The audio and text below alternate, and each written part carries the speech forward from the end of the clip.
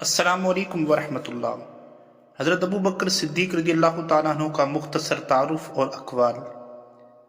آپ کا اسم گرامی عبداللہ ہے اور کنیت ابو بکر، لقب صدیق اور عتیق ہے۔ آپ کے والد کا نام عثمان اور کنیت ابو قحافہ ہے، اور والدہ کا نام سلمہ کنیت ام الخیر ہے۔ آپ کا تعلق قبیلہ قریش کے شاخ بنو تمیم سے ہے۔ دور جہالت میں آپ کا نام عبد الکعبہ تھا، جو حضور علیہ السلام نے بدل کر عبداللہ رکھ دیا۔ پیدائش: حضرت ابو بکر صدیق رضی اللہ تعالیٰ عنہ کی پیدائش عام الفیل والے واقعے سے 2 سال 6 ماہ بعد اور ہجرت نبوی سے 50 سال 6 ماہ پہلے بمطابق 573 عیسوی مکہ شریف میں ہوئی۔ قبول اسلام: حضرت سیدنا صدیق اکبر رضی اللہ تعالیٰ عنہ اسلام قبول کرنے والے دوسرے شخص تھے۔ آپ سے پہلے حضور نبی کریم صلی اللہ تعالیٰ علیہ وسلم کی زوجہ ام المومنین خدیجہ بنت خویلد رضی اللہ تعالیٰ عنہا نے اسلام قبول فرمایا۔ نظام خلافت مدت: آپ کی حکومت حضرت ابو بکر صدیق رضی اللہ تعالیٰ عنہ کی مدت خلافت صرف 2.25 برس ہے، یعنی 2 سال، 2.25 سال۔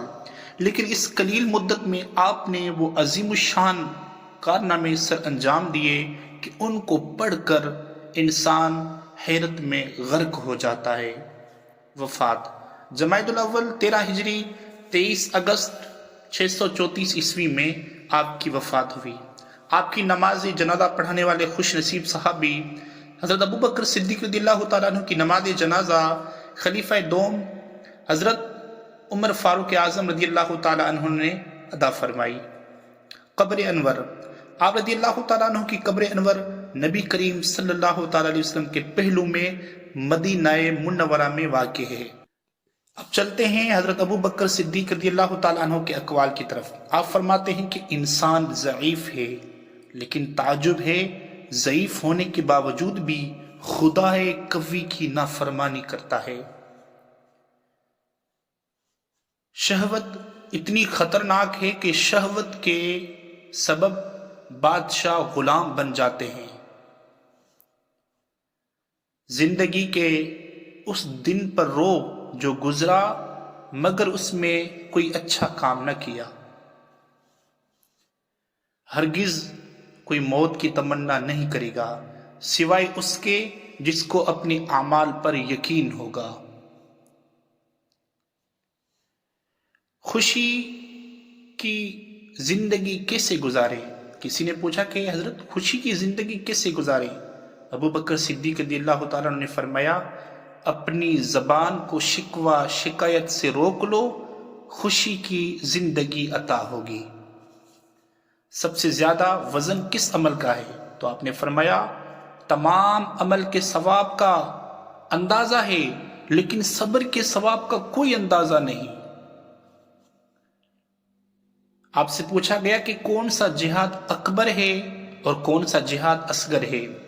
آپ نے فرمایا کفاروں سے جہاد جہاد اصغر ہے، لیکن اپنے نفس سے جہاد جہاد اکبر ہے۔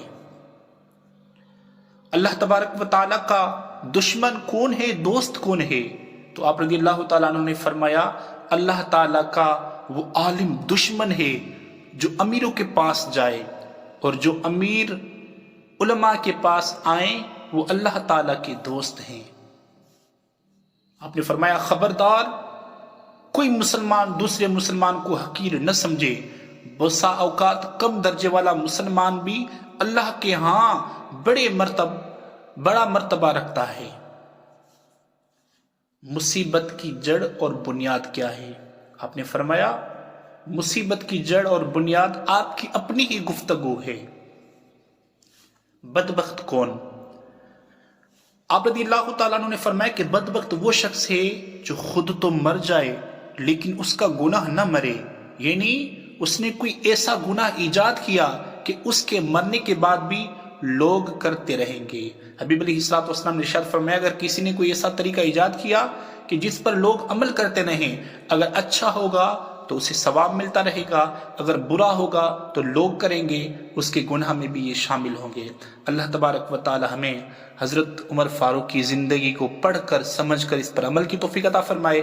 پلیز پلیز پلیز چینل کو ضرور سبسکرائب کریں، لال والی گھنٹی اس کو دبا دیں تاکہ آنے والی ویڈیو آپ کے پاس بآسانی پہنچ جائے۔ السلام علیکم ورحمۃ اللہ۔